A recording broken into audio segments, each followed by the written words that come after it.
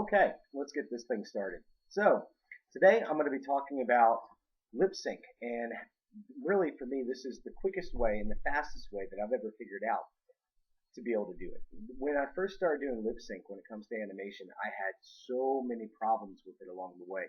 Initially, I was looking at 2D animation and trying to just copy from that. So all those little pictures that you see online when you type in lip sync in the Google image search, and it shows you the different shapes of the mouth, and it's got the teeth and all that other good stuff that it's showing. Um, that doesn't really apply to 3D animation all that well. The problem with it is when we speak, we're talking with blend sounds. This means that we're trying to get as much information or as much sound out of our mouths with as little movement as possible.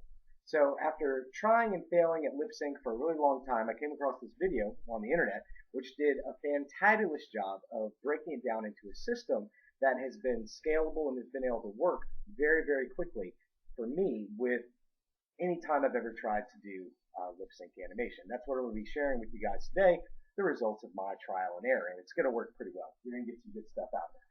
So the scene that we're going to be working with here is I'll set it up for you. So we've got a boat captain who's walking down a hallway, and he comes across one of the push like food carts. And when he sees that, there's something weird going on with it, and this guy pops out. I was thinking it would be sort of like the world's most interesting man, but a little bit younger, a little bit less experienced, not quite as suave as he is when you see him in the commercials for Dos Equis. But and then there's an interaction between him and the captain, and it's really fun. But the first thing, before we get into the actual lip sync, we got to talk about body acting. Okay, so what I want to begin with showing you guys is 3 different play blasts before we actually get into Maya on this scene. And this is just sort of a progression of the shots, and I want to talk to you about the body acting in here and how I'm actually able to break the characters down. So here's our first play blast. This is an early one. And there it goes. So with this first play blast, we can see that we've got the captain walking up, doing in slow motion. There's some problems with the way that his arms are moving. You can see it breaking through his body there. But I've got the initial walk and the steps and the turn figured out. And what I'm trying to go through here and do is find my big action beats that's going to intro into my story. You don't want the audio just to, to hit play and all of a sudden the person starts speaking, 2 seconds later it's over. You want to try and give them a little bit of time to actually get comfortable, the audience, to let them get comfortable within the world that you're showing. So give your scene some type of setup as well. And so we can see that the hand is still breaking through here as it starts to stand. So here's a more advanced play blast way further along within this animation. I've got it, the body acting just about completed. We'll look at it inside of Maya here in a second to be able to really zoom in and see what's going on with these characters. But the captain's walk has been fixed a little bit. I've got my final cameras in here for the most part. And what's cool about this is that it's going through and it's showing the characters in a really, really smart way. At first I had trouble shooting the scene because it's in a hallway and I had a little bit of difficulty figuring out where to actually aim the camera. But I think this is pretty successful here with the over-the-shoulder shot. You got to remember in the final video this is going to have a covering over it and it's just going to pop out. So it's going to be a really nice reveal. One thing to keep in mind here is framing, right? So I'm framing the characters right in the center of the camera, where the viewer's eye is going to be. I've got really nothing over here on the right-hand side of the screen, nothing in the left. It's sort of an empty scene, but it is a hallway. So there's my character falling out. As the character falls out, I'm only hitting a couple keyframes in between here. Here's one of them, got him actually hitting the ground, and then there's the third one, where he arrives. And these are the keyframes that you want to try and build in to your animation in sort of the rough passing phase. So initially, I had my next keyframe of him starting to stand up, and this one of him all the way up.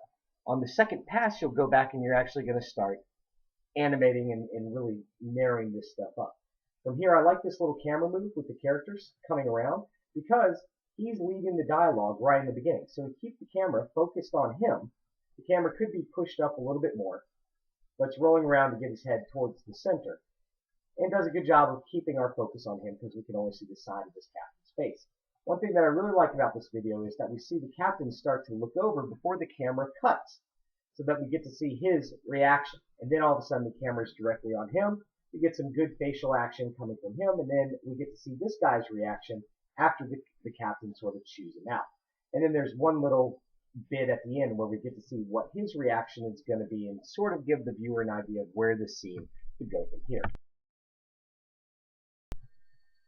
Step 1. Going through and getting the ups and downs on the character's mouth.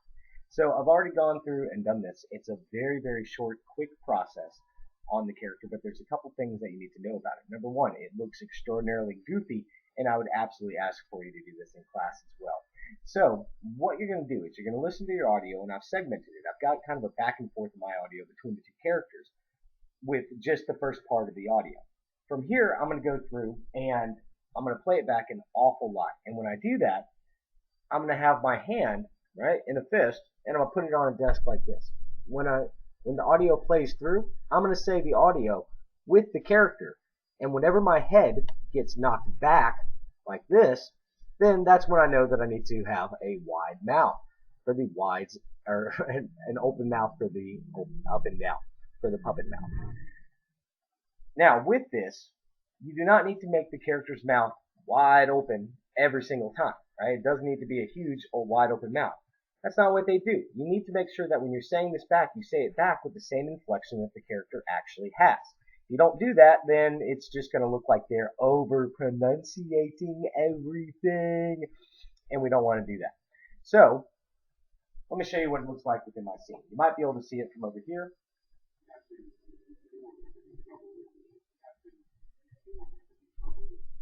Captain, you won't have any trouble with me. Captain, you won't have any trouble with me. Captain, you won't have any trouble with me. You're going to end up listening to your audio a lot. Now, after listening to it those first 3 or 4 times, I'm able to kind of figure out just on the first word, captain, when the open mouth actually occurs. So with the word captain, we know that we're still making a separate sound, but it's definitely on the aptin that the mouth opens up. So captain, and then I can already feel my mouth going wider, but we'll get to that in a second. So on the way down, that's what I'm talking about when it comes to blend sound. So we've got the captain, the mouth comes together to make that P sound very, very quickly, but then there's just a half open mouth, and that's all we need to put there, is just a half open mouth, and then once it gets done saying it, close the mouth again, and that'll be the end of that word. Captain, you won't have any trouble with me. Captain, you won't have any trouble with me.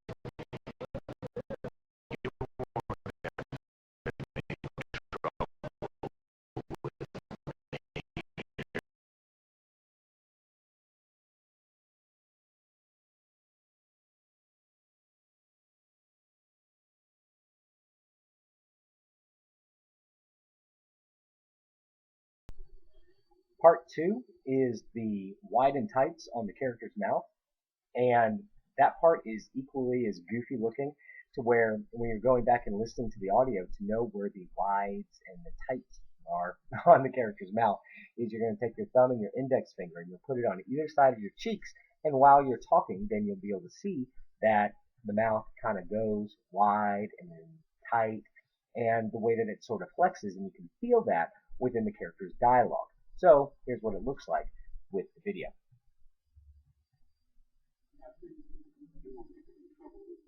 Captain, you won't have any trouble with me.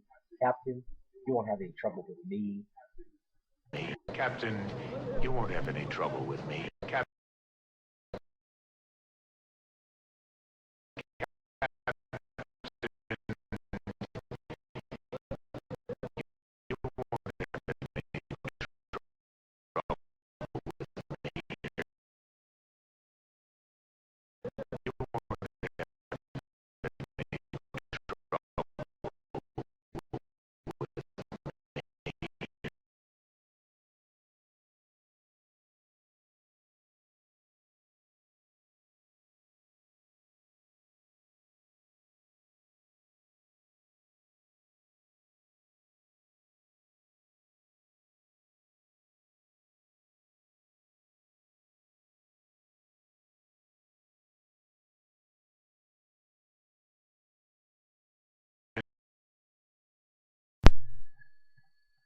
Okay, now for step 3 or 4. They're interchangeable if you remember.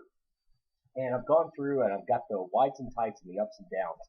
The great thing about this method again is that it's very linear. So when we start working through here, we're going to see that the characters, at each stage of it, I've got minimal amounts of keyframes, but I'm getting the most check that I possibly can on the animation. At this stage, I've gone through and I've already gotten in the eyebrows, and I want to talk to you a little bit about what I'm doing with that. I've also got the eyes moving around with the character as well. So it looks like this. Captain, you won't have any trouble with me.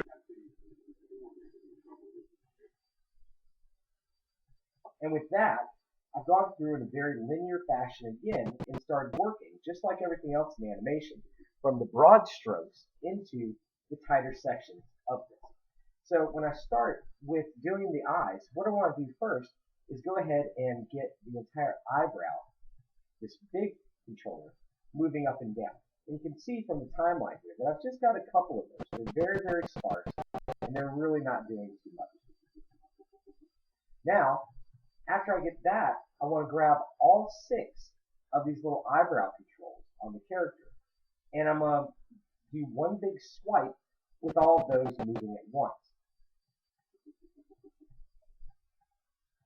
From there, it's going to look like this. And that'll be able to move them around even more. So it kind of does the same thing, but it gives me a little bit more control. In some instances, like in this one, I've got him moving this eyebrow just a little bit more. After I get those 6 timed out and spaced out, then I want to go back and I want to do a second pass with this inside one, since that's the one that shows the most emotion on the character.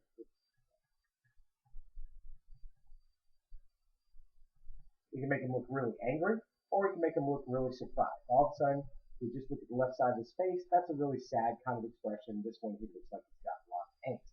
So there's a lot of emotion that we can get on how he's actually furrowing his brow. And so that's a second pass that I do with the eyebrows.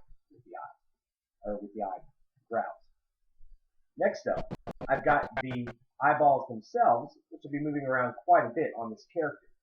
And again, when you're moving the eyeballs around, you're really giving the inner dialogue for what the character's thinking. Sometimes he's going to be looking ahead a little bit, and he's already got the thought that he's about to deliver, so he wants to make sure that he gets it right. There's an infinite variety of how we can actually move the eyes around, and that's really about getting inside of who the character is. So when we go back and look at this little section on how the eyes are actually moving, it's pretty interesting. So he starts to sit up, he looks up at the captain, looks down because he's going to stand up.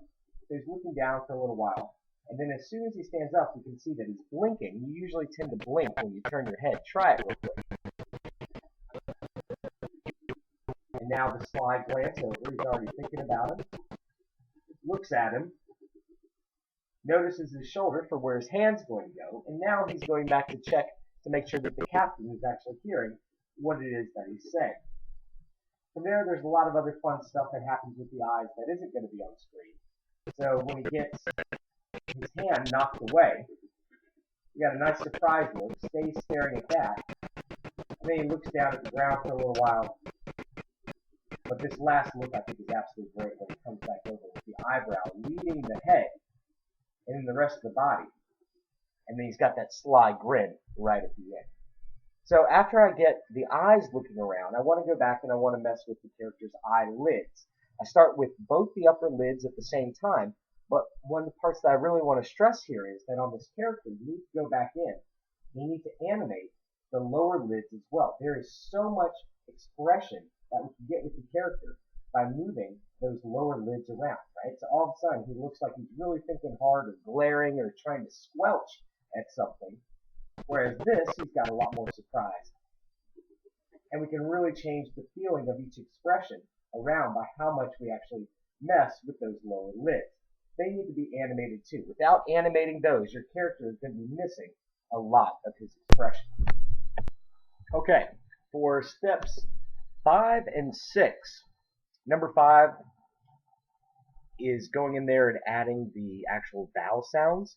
And the biggest part about this that I need to say is that when you go through these first initial steps, you really do not have the character's teeth showing at all. And you'd be surprised how often and how much it helps being able to show the character's teeth when they're doing some of those hard vowel sounds.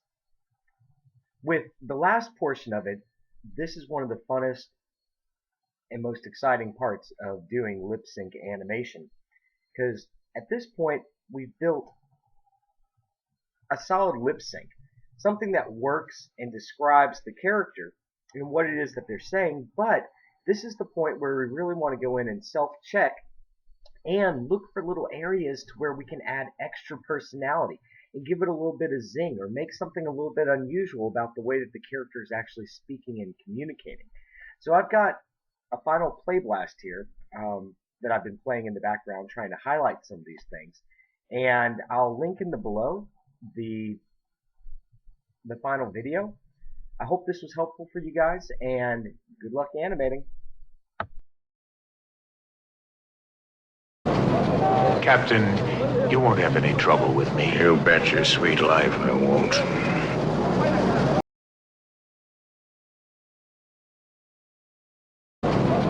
Captain, you won't have any trouble with me. You bet your sweet life I won't.